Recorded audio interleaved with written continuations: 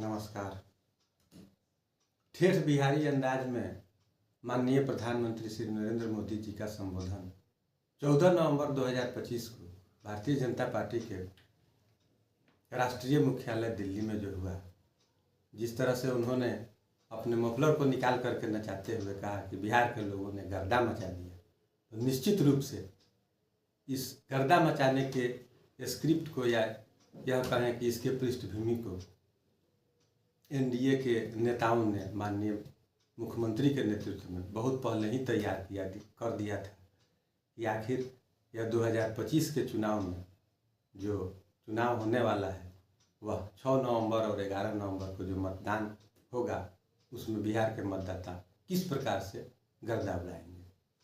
73 वर्ष के इतिहास में 1952 के बाद जो चुनाव हुए 2025 में, इसमें लगभग 70 से 71% के बीच में जो महिलाओं ने जो इस बार के मतदान में बढ़ चढ़ करके हिस्सा लिया, तो निश्चित रूप से यह कहा जाएगा कि बिहार सरकार ने, माननीय नीतीश कुमार ने, एनडीए के नेताओं ने निश्चित रूप से पूर्व में ही इसकी पृष्ठभूमि तैयार कर ली थी कि किस प्रकार इस बार के वोटरों को अपने ओर आकर्षित करना है। बिहार के युवाओं को केंद्र में रख करके, बिहार के महिलाओं को केंद्र में रख करके जिस प्रकार के कार्यक्रम को कार्यान्वित किया गया माननीय मुख्यमंत्री के द्वारा, बिहार सरकार के द्वारा, उन्होंने इसके पूर्व में किसी प्रकार की कोई घोषणा नहीं की, कार्यक्रम को क्रियान्वित किया। 125 यूनिट बिजली को उन्होंने मुफ्त किया। उसके बाद प्रत्येक महिला को जिसको आवश्यकता है रोजगार वगैरह के लिए, उसके लिए 10,000 रुपये की एक मुश्त राशि उनके खाते में ट्रांसफ़र किया गया। चुनाव के पूर्व में ये सब कार्यक्रम को पहले से किया गया। बाकी जो थे इधर से गठबंधन के लोग, महागठबंधन के लोग, उन्होंने घोषणा की थी और इन्होंने कार्यक्रम को कार्यान्वित किया। 1100 रुपये जो मासिक पेंशन था, 400 रुपये उसको बढ़ा करके वृद्धजनों के लिए, वरिष्ठ नागरिकों के लिए, विधवा और विकलांगों के लिए जो सामाजिक सशक्तिकरण के लिए जो दी जाती है 400 रुपये का जो मासिक पेंशन था, उसको चुनाव के बहुत पूर्व 1100 रुपये करके और उनके खाता में भेजने का काम शुरू किया जा चुका था। इस प्रकार हम देखते हैं कि इसकी पृष्ठभूमि पूर्व में माननीय मुख्यमंत्री जी द्वारा यह तैयार की जा चुकी थी। बाकी जो गठबंधन के, महागठबंधन के जो नेता थे, उन्होंने इसकी घोषणा की थी, लेकिन इन्होंने कार्यक्रम को कार्यान्वित किया और करके, और तब चुनाव में इन लोगों ने अपना कदम रखा। 6 नवंबर और 11 नवंबर को जो लंबी कतारें महिलाओं का और युवाओं का बिहार में जो लगा था, वह निश्चित रूप से एक आंधी को बयान कर रहा था कि इस बार एक आंधी चल रही है। लेकिन किसी भी राजनीतिक समीक्षक या किसी भी व्यक्ति को यह मालूम नहीं था कि यह आंधी किसके पक्ष में है, लेकिन यह तय था कि बिहार के पूर्वी भाग से लेकर के और पश्चिमी भाग तक, उत्तरी भाग से लेकर के दक्षिणी भाग तक एक लहर जो चला, वह उसका परिणाम 14 तारीख को जब आया तो विपक्ष का लगभग जो सपना था वह चकनाचूर हुआ। महागठबंधन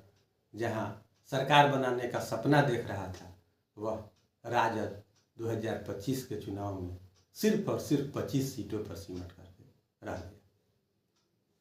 एक राजनीतिक रणनीतिकार श्रीमान प्रशांत किशोर जी कहाँ के कहाँ रह गए, पता नहीं किस प्रकार अपने चुनाव के बारे में उन्होंने रणनीति बनाया था कि शून्य पर रह गए। इसी प्रकार एक मुकेश सहनी जी की जो पार्टी थी, वह अपने को महागठबंधन का उप मुख्यमंत्री का उम्मीदवार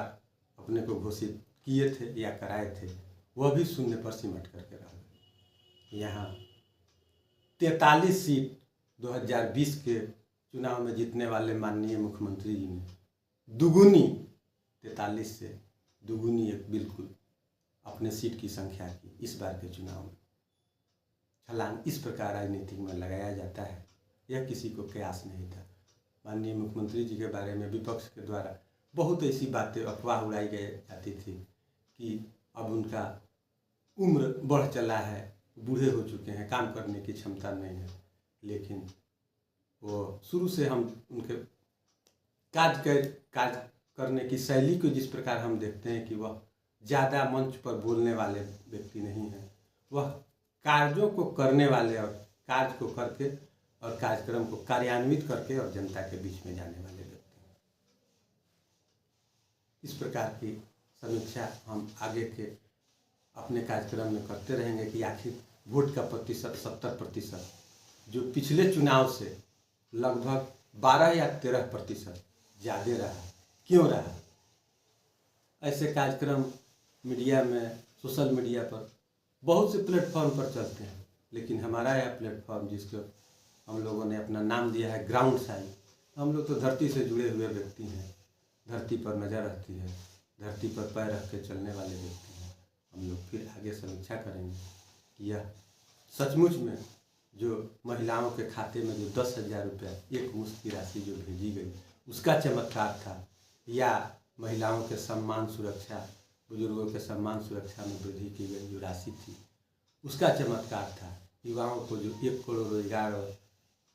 नौकरी देने की बात जो एनडीए के घोषणा पत्र में कही गई थी उसका चमत्कार था, या फिर आम जनता का जो 20 वर्षों में माननीय मुख्यमंत्री जी के नेतृत्व में जो सरकार के प्रति जो समर्थन था, फिर उस समर्थन का और अधिक मात्रा में समर्थन करके इस सरकार को पुनः अपना मतादेश,